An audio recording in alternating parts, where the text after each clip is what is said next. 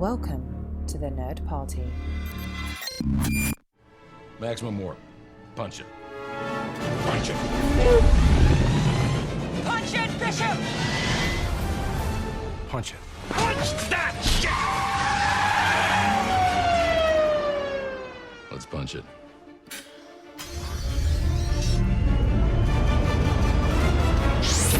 Hello, everybody at home, and welcome. This is Punch It, Writing in Star Trek. I am your co-host, Tristan Riddell, and with me, as always, is... Charlene Schmidt.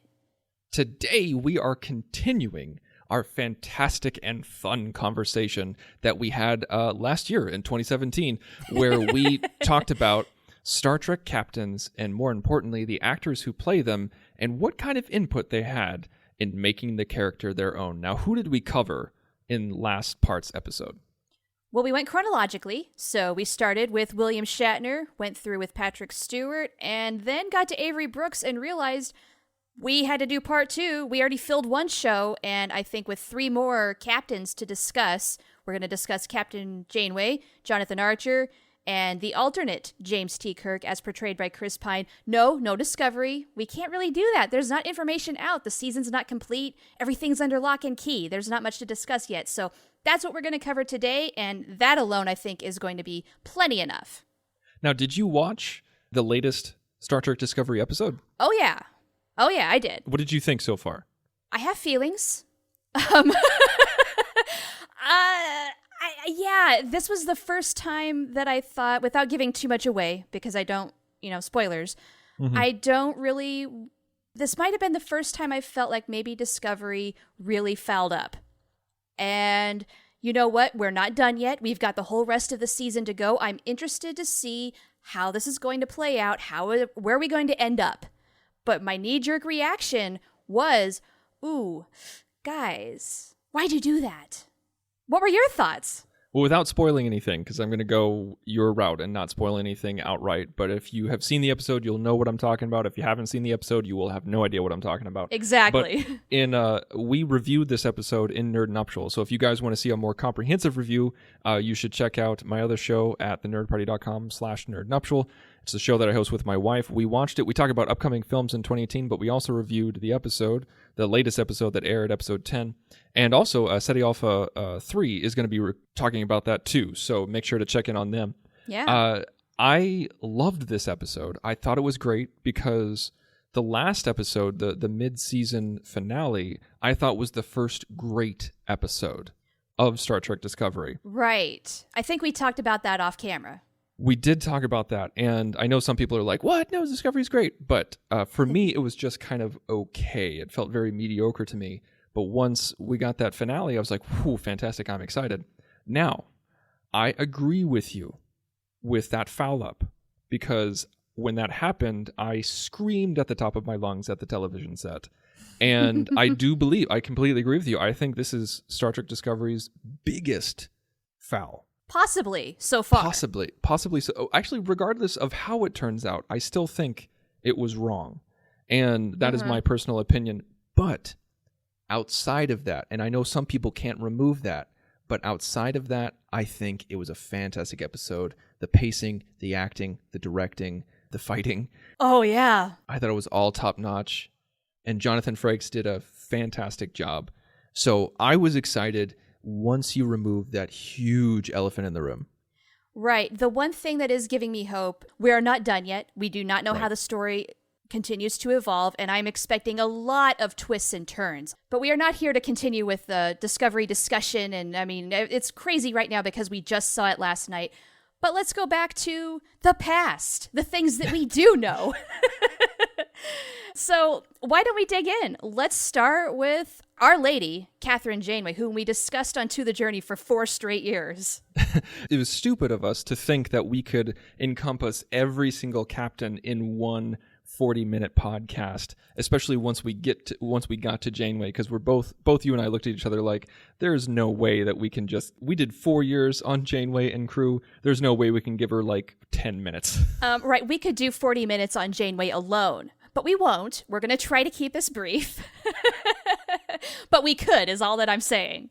So now, tons of people know the story behind Kate Mulgrew and how she got the job and when she got the job. I mean, the story of Genevieve Bujold is infamous. I mean, she was hired. She was going to be Nicole Janeway. She spent 2 days on production and just could not handle the rigors of a television schedule. And then, boom, kicked to the curb voluntarily. Right. She bowed out, to her credit, which was the smartest move she could have made. But, of course, it jeopardized everything. Yeah. And then I believe that, I think, obviously, Kate Mulgrew was one of the finalists before Genevieve Bujold, but then after Genevieve Bujold was taken out and they realized they had to reshoot, they had to get a new captain. She was one of 3 people who were brought in to screen test and to audition. And I think I read that it was a holiday weekend or something like that. So she didn't know for 3 days if she actually got the gig. Yeah, if I recall correctly, that is the case. And what's even funnier is her first audition she thought was horrible. She bombed it. So she thought, I'm not getting this part. But then when she found out that they were recasting again because Genevieve Bujold bowed out, she was desperate at that point. Needed a job desperately. I mean, she hadn't had a good meaty role in quite a while. She was in financial dire straits. Was on the verge of selling her house. She begged her agent, "You're going to get me in that room." And that's ultimately what happened. She went in there like gangbusters and nailed that part. We've said many times over the years, I can't imagine anybody else being Catherine Janeway but Kate Mulgrew, which is going to give away my thoughts on this matter. I mean, Catherine Janeway is Kate Mulgrew. The two are so intertwined. They have a very close relationship between actress and character that the influence is profound in this instance. Oh, absolutely. I think just you saying that you can't imagine Janeway played by any other actor means that it was her own. She made it her own. She had influence over the character, not just how she was played, but the input on what she had to play with. And I think she said something along the lines of, like, somebody asked her, like, what do you draw on for your commanding presence on the bridge? And she said it's because she was a bossy little girl in her family. She had to be. She was the oldest girl of 9 kids. So she was mommy number 2, essentially. That's pretty crazy. Now, you've read Born with Teeth, correct? Oh, absolutely. And I've got the audiobook version that I've listened to countless times. Was there anything that you could pull from Born with Teeth, no pun intended, that you felt would be applicable to this conversation? Like any kind of insights on how she approached her character or what she had to say after the fact about her character, anything like that? You know, the interesting thing is that Born with Teeth does not cover the Voyager years very heavily, which I've hoped for the last 2 years meant that she's writing another book sometime in the future, a continuation of a memoir that delves into things like her years on Voyager, her time on Orange is the New Black, and then whatever is in her future. So there is actually not too much to draw from with Voyager directly. Now, with her early life, being one of 9 kids, basically kind of having to create her own destiny. She came from this small Iowa town where the idea of going out to Hollywood or New York and becoming a famous actress almost seemed crazy. But she did it. She knew from a very early age that she wanted to be an actress and she was going to master this craft, and that was it. That was it for her. She had to do anything possible to make that happen, and she did. So I think the big thing that I can draw from all of that is Kate Mulgrew has a very hearty, strong spirit. Mm-hmm. You know, when she's committed, she is committed. There's no doubt whatsoever about how she feels about something. She will show you and she will let you know.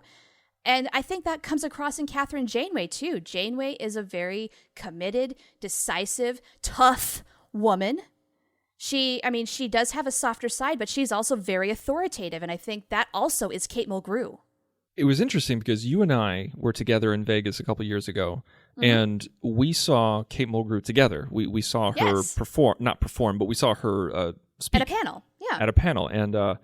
And I remember just being so enraptured by her, because this was the first time I ever saw her live. Right, yes.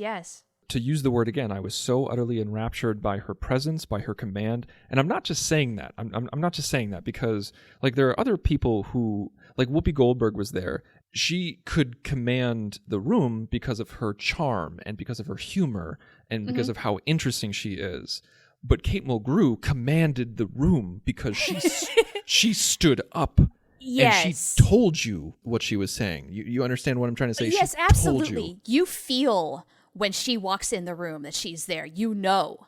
Yeah. Like, there's just something that changes when she comes into the room. I mean, yeah, it's definitely there. That's something where it's hard to explain, and I highly recommend, if anybody does not understand what we're talking about, go to a convention because you will feel it. It's really something you ought to just experience for yourself. And that's not the case with everybody out there who's on a panel. Like you said, with Whoopi Goldberg, that's a great example. She's an incredible actress in her own right, too, but she's much more low-key, and she's much more relaxed, and you have a lot of fun. That was a great panel. I really enjoyed that great. They got her there. Yeah, but Kate Mulgrew, man, yeah, she is large and in charge, and you will listen to her.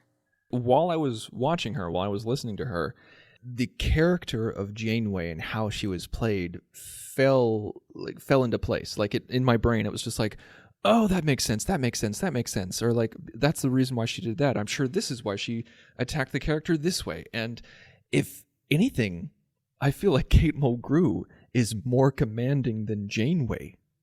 Which is a hard thing to imagine, but I kind of agree. She just has that presence. That's just who she is. I think she's much more brash, not in a bad way, but she's much more, she will tell you what she's thinking, whether you like it or not. And yeah. I feel like, and again, this is not a criticism of Mulgrew in the least, but I feel like Janeway has a much more softer tone. I feel like Janeway is a little bit more diplomatic, and it's just, with Mulgrew, it was just like, boom, you want the information? There you go. You have it. If you don't like it, deal with it. You know, like, it's just... Right. She's not really going to care what you think. I agree, though. I think maybe Catherine Janeway is a little bit of Mulgrew softened. That's not to say that Kate Mulgrew does not have a gentle and feminine side. That there's definitely that. But yeah, I just think Mulgrew, going through life the way she is tough as nails. And she's a little lady, but man, she's got a big presence. Yeah, most little ladies do. You kind of have to. That's how you make up for walking into a room with a bunch of big executive guys, usually, and having to create your own presence and have your own way with things. I mean, that's what you just have to do, I think, to get along in that world. Now, I once read an interview with Patrick Stewart, and he was talking about the character of Picard and how, I don't think I mentioned this in the last episode, but he talked about how not only did he influence the character of Picard and Picard's growth, but Picard, the character, influenced Patrick Stewart. Oh, really? Cool. I thought that was a very interesting thing to say, an interesting thing to feel, because he talked about it. He said, I'm a much better listener now because of Picard, is what he said. Oh, wow. That's cool. You know, that would be a great question to ask Kate Mulgrew, is how did Janeway influence you? I don't know if I've ever heard that before. You need to log that away for next time you go see her at a convention. Right? Maybe at Vegas this year. I have a feeling she'll be there. But yeah, I thought that was so cool, because Stewart was talking about how he was quicker to anger and about how he was, like, if it wasn't his way, he wouldn't care. But because Picard is such a diplomat and he values his crew, he listens to everybody. And if you think about the stories that you hear about season 1, Patrick Stewart, about how he was living out of a suitcase, he was frustrated by things taking so long. He was frustrated by other actors just joking around on set. He's like, we're not here to have a good time. We're here to work. And so obviously, as the years went on, he softened and started having a good time with his fellow actors and listening more and valuing input. And so it was just really cool to hear that. And so, yeah, to bring it back, it makes me wonder. I really want somebody to ask Kate Mulgrew that question. Absolutely. You know what? As you were talking, I thought of one word to describe Kate Mulgrew, and that is fireball. Mm-hmm. Especially when she had the red hair. I knew you were going to bring that up. But it's absolutely true. I mean, she is this massive ball of energy. Just explodes on stage. It's amazing. One little side note before we move on, because I know we've been going on and on about Catherine Janeway, is a kind of a testament to how much influence she did have on her character. The writers were picking up cues from her, what she was bringing to the character, and wrote more of it into the show. The big example, hands on the hips. Brennan Braga saw her doing that, and that ultimately led to that little moment in Macrocosm where putting her hands on her hips created kind of a diplomatic problem for her. That's how that all originated. Yeah, I love stuff like that because that makes me think of the hair jokes with the Doctor. The hair jokes, oh God. and how that continued on, and because it's funny because once you get that actor, you can use that actor because before they're cast, you just have a concept of a character, but the actor is what solidifies the character and the direction that they're going to go, and the writers can use that as a tool just like their own imagination. Right, and I think they needed to with Janeway just because of the whole fallout with Geneviève Bujold. They had kind of just the framework of Catherine Janeway, but with her suddenly gone, okay, we really need to inject more in here. And then Kate Mulgrew, I mean, she brought so much to that character just from the get-go that I think she made the writers' jobs a lot easier than they could have been. Now, do you know if she had any input over the Chakotay shipping at all? Yes. She was, I think, ultimately the one who put the stop to it. Because people like Jerry Taylor wanted to go through with some sort of relationship. She wanted Janeway and Chakotay to become closer. I mean, Jerry Taylor, she was the one who read all that fan mail and thought, hey, you know, I wonder if it's a good idea to have a person of leadership like Janeway have a relationship, and we portray that on television. Now, Kate Mulgrew knew that that was shaky ground, and she was not comfortable with it because she did not want to portray that the first female captain had to have a man on screen. And I get it.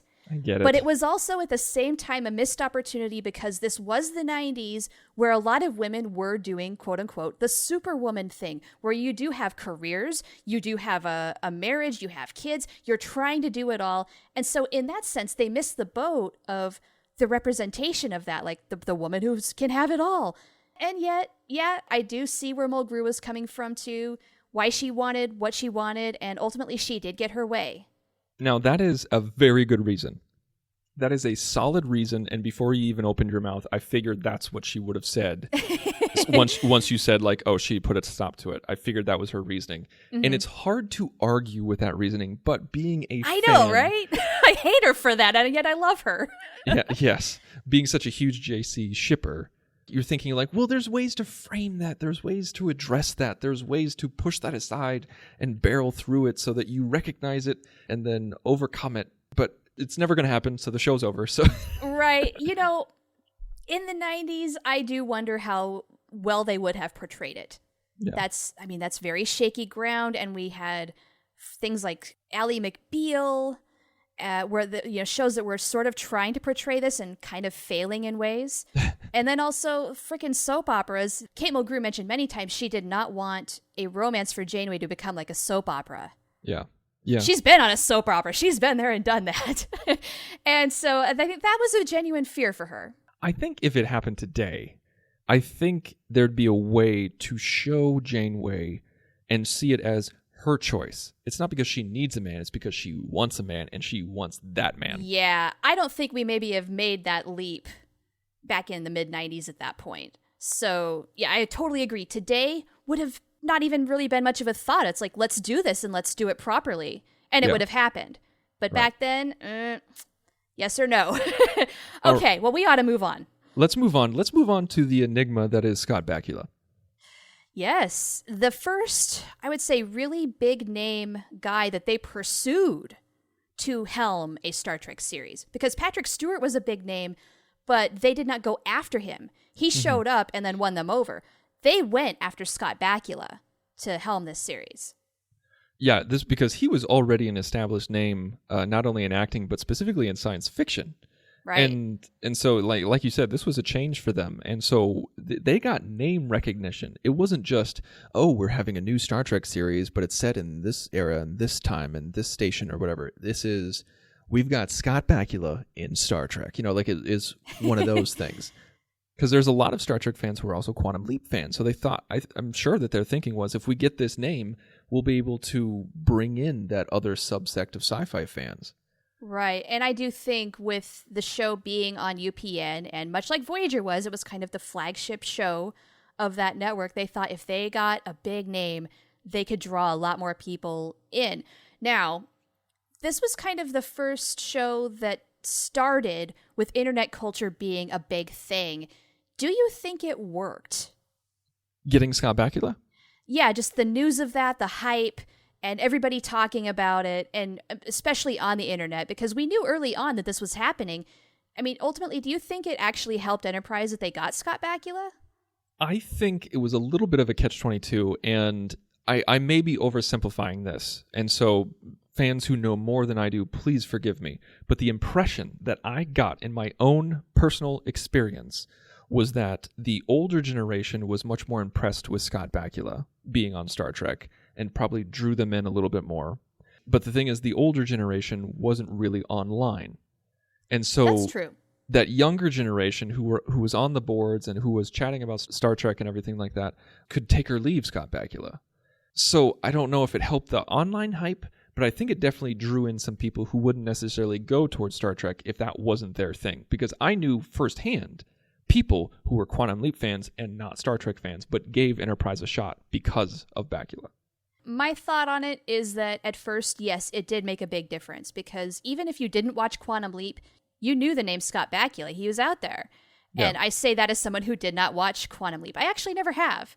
But I thought, oh, that's a great draw. Good for them. I think initially it drew people in to watch the show, but ultimately the hype fizzled out, and it didn't really bring a committed fan. What was really interesting for me, and something that I still find today, is when I talked with my family or with my friends who aren't Star Trek fans, and I start talking about a show or a specific moment in a show, they're like, okay, is that the one with the bald guy? Is that the one with Shatner? Is that the one with the station? Is that the one where they're lost? Or is that the one with Bakula? So because we have so much distance between us and Shatner, where Shatner is just so much in pop culture, TOS is recognized as Shatner's show, but it's not recognized as Stewart or Mulgrew or Brooks's show, but Bakula is the touchstone for so many people. The name, I guess, it does carry some weight to it. The interesting thing I find is, unlike Voyager, where they had basic framework for Captain Janeway, I think they had a much more developed sense of who they wanted Captain Archer to be, and therefore Scott Bakula's influence. I had a really hard time in our research finding bits to talk about saying how he influenced the character. I think it was more, he was the actor, he showed up, he did his lines, he did a fantastic job most of the time. I know you have issues with Bakula, and occasionally I do too. I don't know if he was maybe the best actor for a Star Trek series, but he went out there and he did his thing, and it was a little more of a typical actor's role, where he did a little more of what he was told, and there wasn't quite the same synergistic exchange. At least that's what I got out of my research. How about you? What I got from my research is that I don't know if it was as cut and dry as what you're putting, but I think because the producers had Bakula in mind and they actively pursued Bakula, I think as they were developing the show, they probably thought from an actor standpoint. They're like, okay, as we're developing this character, who do we think could get in there?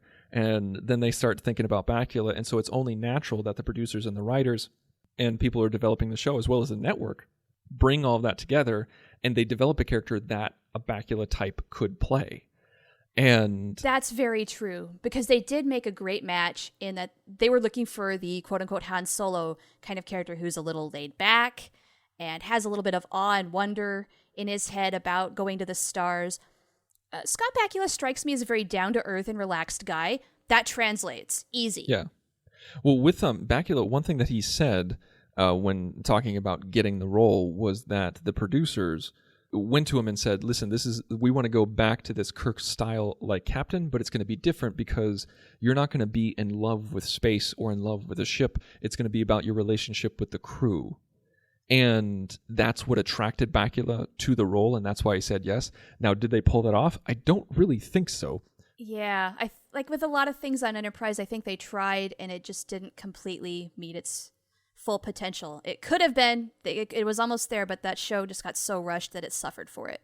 With that in mind, I don't think Bakula had to try very hard to characterize Archer. I think he just kind of fell into it naturally with all of that in mind, like knowing that they were going after him, knowing that he was considered for the role as they were making it. And so he was able to kind of do what he wanted with the role without any kind of pushback. Of course, this is all speculation. But one thing that I heard recently, And this is just a rumor. No input, no nothing. Like, I have no stats for this. I have no links. It's just a rumor that I heard, and I'm just sharing with you because I think it's interesting. So apparently someone said that Les Moonves, who's the head of CBS, wanted Berman to fire Bakula halfway through the show. Oh, no kidding. Was there a reason why? I didn't get the reasoning why. All that I heard was just like Les Moonves just did not think that Bakula was working for the show. He just didn't think that he was the right fit and that he was just, they could have gotten somebody else to helm the show. Now, granted, this is coming from the same studio who wanted to introduce musical groups. I was just about to bring that up. So with this being a rumor, who knows if this was really a good idea or not? They have some winners, Seriously. they have some losers. Whatever it was, it's these types of rumors pop up years ago and they develop their own life and roll through the bowels of the internet. So who knows where they came from or some kernel of truth, if any truth at all. That's just it. And you know what? Honestly, I was expecting a whole lot more information during research just because of internet culture. You think a lot more would be documented and available out there, but not necessarily. Yeah. How about we move on to Chris Pine? Now, I don't have much information on this. Do you? I've got a little bit. Yeah, the big thing while researching Chris Pine and his interpretation of James T. Kirk is that going into the first movie, oh, side note, he also bombed his first audition for the role. Yeah, Chris Pine did a horrible audition. He thought, oh, that's a role I'm not going to get. And he didn't even really care that much because he thought, well, I don't really know how I feel about doing science fiction, Star Trek. He knew it was a thing, but he wasn't really excited about being a part of it. Well, turns out they liked him well enough to bring him back. And ultimately, though, he started to embrace this possibility. And so when he and J.J. Abrams got together to talk about how he was going to portray Kirk, the big thing was, we don't want you to do a Shatner-esque interpretation. We want you to do it your own way. They both mutually agreed. Didn't he write Shatner a letter before they started filming? He did. Yeah, he basically said, look, I've got this role. I'm going to play James T. Kirk. I'm not trying to take over this character that you portrayed. And I think that actually is a big testament to just what a classy guy Chris Pine is. He knew that he was stepping into a big thing here. And he did it very carefully, very tactfully, very classy. And, ultimately, I think that forged a little bit of a friendship and some acceptance with Shatner because we all kind of know what Shatner is like. This could have gone very badly. I think Shatner sent a response, and if I remember correctly, it was like one sentence, and it was really gruff. It was like, just do your job. Like, just do the job. Really? Okay, I didn't catch all of that, but that's good. It was something like, stop thinking about me and just do your job. It might have even been more gruff than that, but we have seen them together, and we have seen them be friendly together. And like Shatner even interviewed Pine, and they talk about what fun it is to play the same character. So we do know, even if he was gruff to him, saying just like shut up and do your job, we do know that they develop some sort of respect for each other. I think there definitely is some mutual respect there for sure. They do not have any bad blood. Shatner, there's no resentment on Shatner's part, I don't think, at least about this. Yeah. So that's good. And that way, I think that kind of freed Chris Pine to play James T. Kirk the way he wanted to play it. Now, side note to your side note. Did I ever tell you the story about how I thought I bombed an audition? No, do tell. Okay, so I was auditioning for a play, and I knew that the auditions were coming up, and it was for a period piece. And so I was like, okay, I'll grow out my hair. I'll grow my hair long. Mm-hmm. And so all summer, I grew out my hair. It was ridiculously long. I looked really stupid. And I absolutely hated it. I hated having long hair. And so I went into the audition, and I did it, and I thought I bombed it. I was like, oh my gosh, I cannot believe all that preparation, all that waiting, and I just bombed it. And as soon as I left the audition, I went in my car and went to a barber and had him cut it all off. Just boom. And then that afternoon, I get an email saying, we want you to come in for callbacks. And I was like, crap. Yeah, a little too soon, buddy. And so I walk back in, and the first thing out of the director's mouth is, why did you cut your hair? I knew it. I knew it. And I can't even remember what bullcrap reason I came up with, but I ended up getting the job. But Did you have to wear a wig? I did not have to wear a wig. They changed the character, or they changed the look of the character for me. But folks, whenever you think you bomb an audition, just give it some time and see. Because you never know. Yeah. You never know. For real. Yeah. So the big thing that I got out of Chris Pine playing Captain Kirk is he had quite a bit of freedom, honestly, to portray the character as he saw fit.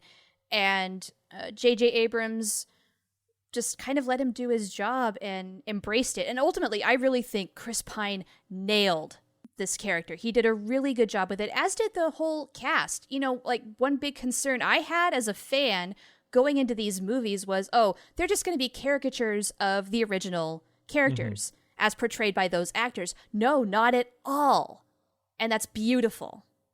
I really did appreciate Pine's interpretation of the character because, like you said, it's not a caricature, it's not over the top, it's not an impression, it's his own thing. But there is one moment that we got in 2009 that felt very Shatner-esque, and that was when he was doing the Kobayashi Maru. You know, when he's really? Yeah, like when he's sitting in the captain's chair and he's doing the Kobayashi Maru, he has the apple. And he's just like, set photons and prepare for evacuation. Just like just the way that he hit some of those syllables, I was like, okay, this is him having a little fun with it, having a nod to Shatner, but then moving on, which I thought was very appropriate. I didn't really quite get the Shatner vibe. I just thought this is cocky, young, alternate James Kirk, knowing what's going to happen and having a little fun with it. So I'll look for a little more Shatner leaking in there. Just watch the scene. Just see if you see what I saw. Okay, I'll do that next time I watch it. Now, like you talked about, like we don't have too much on Pine. But we discussed a little bit. We have absolutely nothing on the Georgiou or Lorca or anything like that because it's just not yet. Not yet. No, I mean with the series still airing, its very first season, they're under lock and key. There's not a whole lot that the actors can talk about. No. And there's certainly not a whole lot of information out there reflecting anyway, just because we're so in the moment. 5 years from now, maybe we can really seriously take a deep look at the captains of Discovery and examine them in more depth. But for right now, it's way too soon, man. # too soon. Well, one thing that we would love to hear from you guys is, do you have any inside information on these actors and their process with these captains that we have not covered in the previous episode or this episode? What you can do is you can go to thenerdparty.com/contact, select Punch It from the drop-down menu, fill out the form. It'll send us an email right to our address. And if it's a good tidbit of information, we'll share it on air. And one thing you can also do is you can go to facebook.com/thenerdparty or Twitter @JoinNerdParty. You can also find us personally on Twitter. You can find me @TheInsaneRobin. And you can find me at the Profanity. Now, I had a great time talking about behind-the-scenes stuff. I love talking about behind-the-scenes stuff. Oh, me too. But next week is another enigma that we're keeping for the folks. So you're going to have to tune in to hear what we're talking about. But no matter what we talk about, we're going to punch it. Ready for warp, sir. Let's punch it.